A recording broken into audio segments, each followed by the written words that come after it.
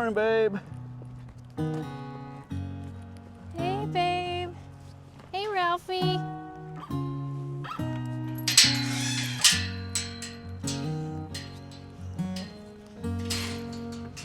I got it.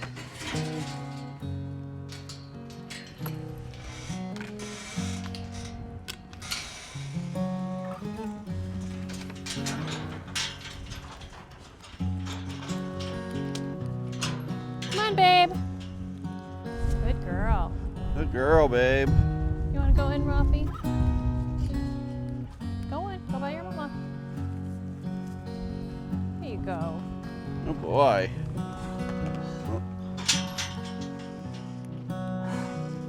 Go on. Go in by your mama. Good boy.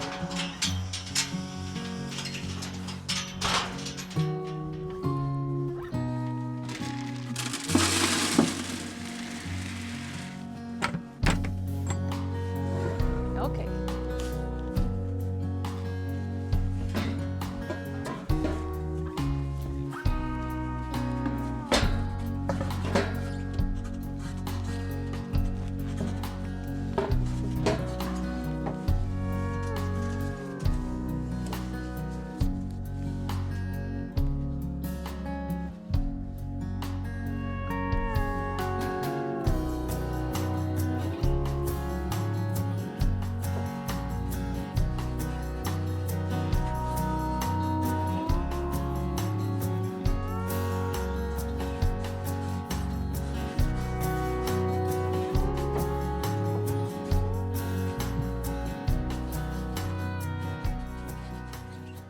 Hey everybody, welcome back to Living Traditions Homestead. Well, after about 5 years of using the same milking machine, we finally made a big decision, and that was to upgrade our milking machine. And we want to talk to you guys about that today and talk to you about what went into the decision for our new machine. Now, for about 10 years now, we have been milking on and off. We started out milking goats, and then we transitioned into milking cows. And I'll tell you that when we first started milking goats, I was hand milking them, and that was going really well, except that over time I developed carpal tunnel and was no longer able to hand milk our goats. So that is the time where we started transitioning into using a milking machine. And we've gone through now, this is our third kind of type of milking machine since we started using milking machines back with the goats. Right. The original milking machine that we used for the goats was actually one that I built. I actually did a video about that quite a long time ago, maybe 6 or so years ago. Right. And it was actually a very simple machine, but it worked really good for the goats, and it was made out of a brake bleeder for cars. And it actually worked really well for goats. Obviously, it wasn't powerful enough for cows. And so when we got into having dairy cows, we had to up our game a little bit. So the first milking machine that we used for our cows, we've actually been using for about 5 years. Right. And that original machine that we were using was a restored vintage surge milking system. Now, over time with that machine, we made some upgrades. There's things that didn't really work really well, so we changed parts out. Like, for example, when we originally bought that package, we bought it from a place that, refurbishes these old surge machines, and they supplied a vacuum pump along with it, but it wasn't very powerful. It didn't do very well in the cold weather because it was the type of vacuum pump that needed oil in it, and when the temperature got really cold, it just didn't work very well. So the initial thing that we upgraded on that machine was we switched it to an oilless pump, and that made a big difference. But then we also had problems with the old, really antique surge pulsator on top, so over time we replaced that. And it was just kind of a process of, kind of piecing that thing together to keep it working. We decided also in that process to stop using the original surge milking bucket just because it was so awkward to carry and really heavy. We weren't using it as designed anyway. They were designed to be hung on the belly of the cow, and we never used it that way anyway. So we found a 5-gallon antique De Laval bucket that we switched over to. So really by the end, it really wasn't even a surge milking system anymore. We had just kind of parted things out and made things work the best that we could until we decided to switch. Now, one of the main reasons why we switched away from the surge, there are two main reasons. The first one is that all of the inflations and the milking lines and vacuum lines. The inflations are the part that go up on the cow's teats. Yeah, all 4 of those were separate. So each inflation had its own milking line and its own vacuum line. So it was very cumbersome for me to work with. There were 8 hoses and 4 inflations. It was just a lot for my little hands to be working with. So that was one of the main concerns that I've had all of these years, is just how kind of cumbersome that whole process is. Well, and those lines can get all twisted and tangled. Yeah, and it's really it really has been a pain for us, but we've worked with it for the past 5 years. Right. Over time also, we've realized that there are other machines where their cleaning processes are much easier and time-saving and really much more effective. The cleaning process for the surge system was very time intensive. Each inflation had to be cleaned every single time with a brush, and all the lines needed to be cleaned. There were just a lot of parts and pieces that needed to be cleaned once or twice a day, however many times you were milking. And so once we discovered there was an alternative, that was just kind of another reason we wanted to switch to a new milking system. Right. With the old milker, we basically had to take the entire thing in the house after every time that we milked. Everything except the vacuum pump. Right. We had to take inside every single time and carry back out every single time, which may not sound like a big deal, but when you're milking twice a day, every day, and like this time of year, especially on our nighttime milkings, it's getting cold, and so it was just a lot of extra work that now we don't have.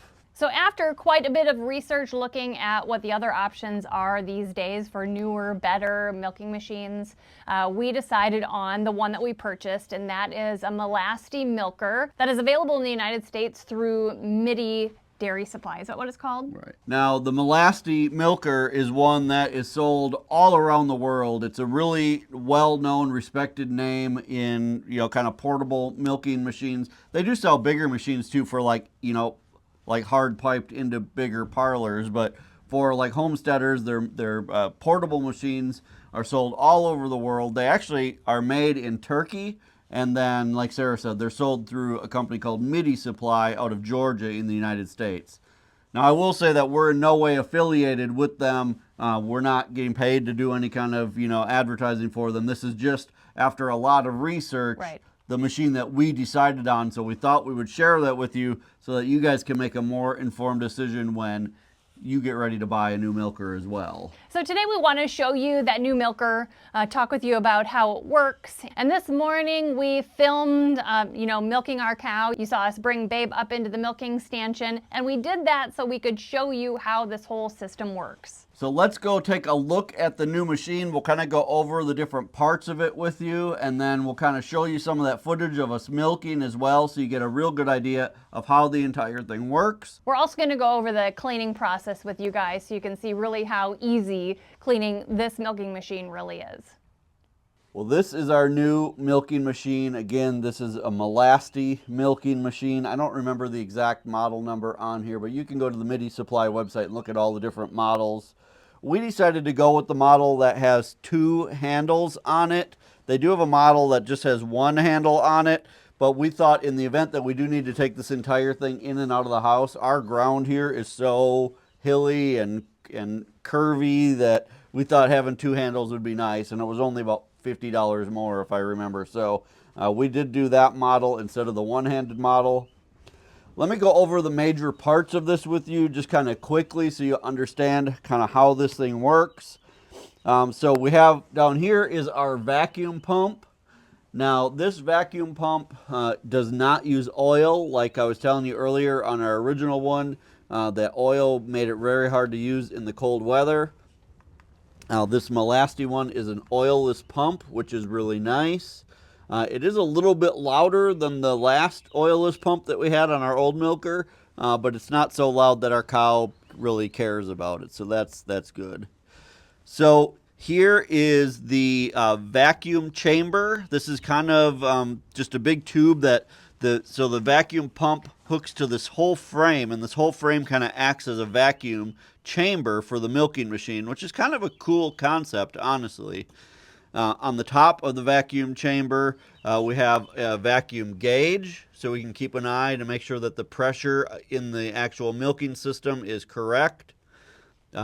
We have a little dial right here. This is where you can adjust the vacuum if it's not at the right level. And then on the other side of the vacuum chamber here is the pulsator. The pulsator is what makes the motion of a calf kind of sucking on the teats of the cow. So that's what makes that like that. That's what this does here, is it pulsates and makes the suction in the inflations. So we've got a 6-gallon stainless steel bucket that came with this. And then, so we've got our hose that goes from our vacuum chamber to the top of the bucket. That creates a vacuum inside of the bucket. And then this clear line is where the milk actually flows through. Now, Sarah was talking earlier about how cumbersome it was to have so many different lines on our old milker, because basically there were 8 lines and they were all really long. On this one, there's what's called a claw at the end of the milk hose. And this claw is what then has all of the inflations on it. These are the inflations here. They're stainless steel on the outside and they're silicone on the inside, so they clean up really nicely. And basically these are the parts then that will go on the cow. Sarah's going to go over more of that with you in a little bit. But this is the part that really makes the system so much nicer than our old system, is that everything is right here and it's easier to keep all of this kind of organized as you're milking. It also makes the cleanup process a lot easier. So this just hangs here when we're not using it. And that way it can air dry out here in the barn and we don't have to take all of this in the house like we used to do. So we've been very happy. We've been using this now for a couple weeks. We didn't want to share it with you guys right away because we wanted to make sure we really knew what we were doing before we shared it with you. But we are super happy with this milker so far. So now the exciting part, for me anyway, is how this milking machine actually works. So I'm going to go through how it works kind of step by step and actually show you as I'm milking Babe how it actually works. So like Kevin said, there is a turn on switch over here in the back of the machine. After we turn the machine on, we actually pull out the plug on the claw so that we can check and make sure that the pressure is okay by looking at the pressure regulator. Then we get the claw ready off of this hook that it sits so nicely on, and we push the plug in. Then we're ready to tip the claw upside down so that the inflations fall kind of down to the side so that it creates a suction inside this claw, which will get it ready to go on to the cow itself. And we are going to carefully start placing each inflation one by one. As soon as you start bringing up each individual inflation, it starts sucking air in and it can start losing its vacuum. So from the time you pull it up and put it on the teat, needs to be kind of quick, but you don't want it to be so quick that it scares your cow. So then one by one, I just put on all of the inflations carefully until all 4 of them are on the cow.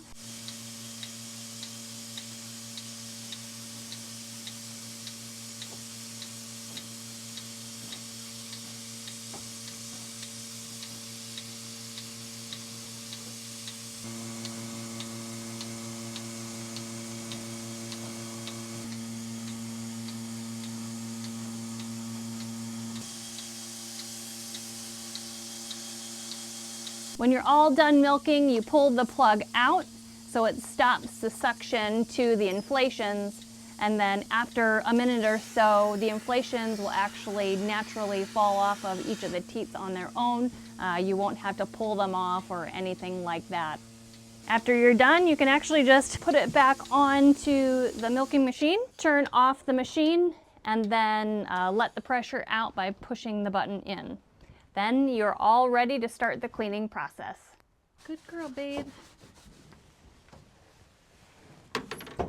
Good girl. Good job, Ralphie.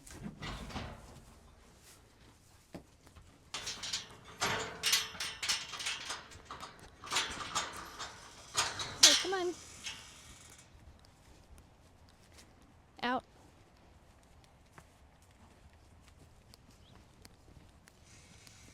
Good girl. Now the cleaning process on this machine is a lot faster than what our old machine was. Basically, once we're done milking, what we do is we will take the lid off the bucket and we'll transfer the milk to a separate bucket. We do that because we want to be able to use the bucket that came with the machine as part of the cleaning process. So we transfer the milk to a transport bucket that will go into the house. And then for the rest of the machine, what we do is we put the lid back on the bucket. We start with a bucket of just plain water out of the tap. And basically we turn the machine on as if we were going to milk. And then we lower the inflations down into the bucket of water. That will suck that water up through the entire system into the milking bucket. And that will give an initial rinse of the system. After that is done, once the water is gone from the bucket, we take the milking bucket. We actually have like a little outdoor sink that we put in the barn here with a drain that goes out the back of the barn. We dump the water into the sink so that we're not making a big mud mess right outside of our barn. And then it's time to go on to step 2. We're basically going to do the same process 3 times with 3 different things. So the next one that we're going to use is a bucket of hot water that we bring with us from the house. Again, we just run straight hot water, about 4 gallons worth of hot water. In that bucket of hot water, we put about a teaspoon, maybe a teaspoon and a half of dish soap.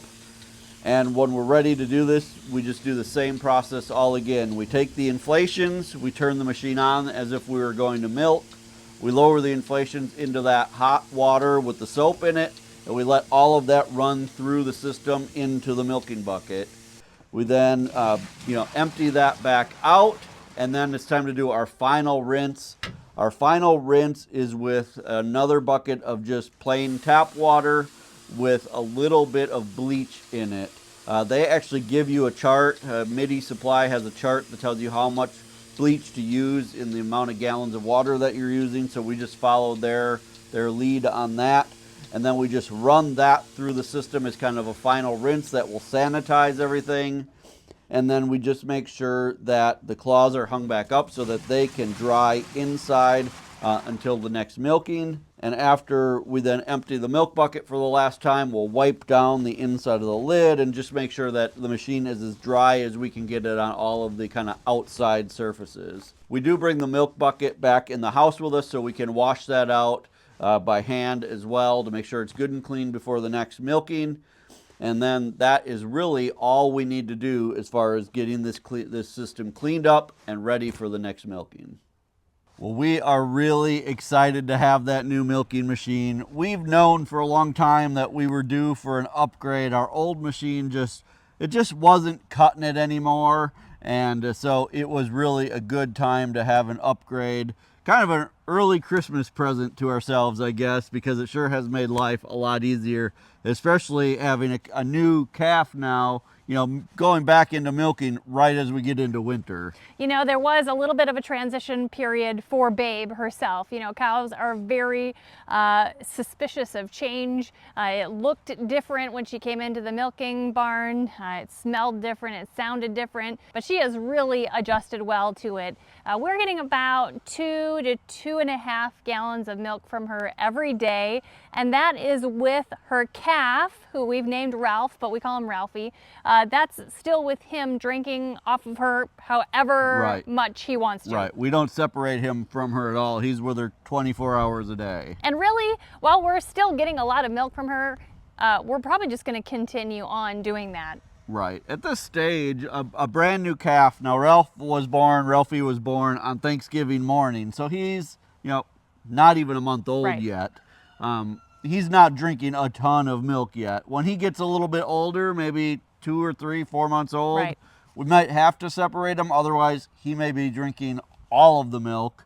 and we at least want some of it. But right now, 2 gallons a day, every day, Right. for our family of basically 3, that is plenty of milk. And I'm so excited to have a bunch of milk in the house that I can start experimenting with making more and more of our own dairy products. Yeah, Sarah's made a lot of mozzarella already. I think, what, about 15 pounds Yeah. worth of mozzarella already.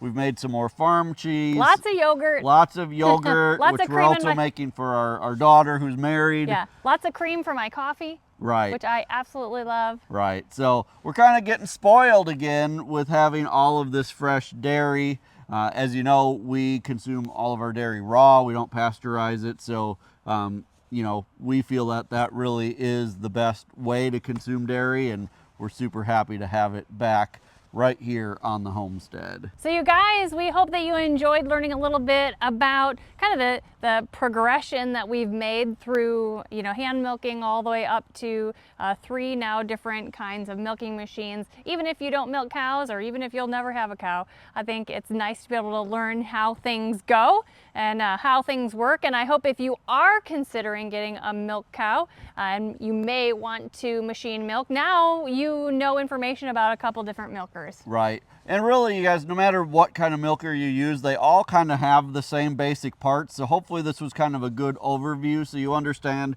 you know, when you hear people talking about things like what are inflations, you know, what's the vacuum pump, what's all of that. Hopefully you have a little bit better idea now so you can make a better informed decision for your own homestead. You guys, if you're enjoying videos like this, make sure that you hit the subscribe button below. Also, remember that the best way you can help us here on the homestead is just to share our videos on your social media. Until next time, thank you so much for stopping by our homestead. Take care and God bless. God bless.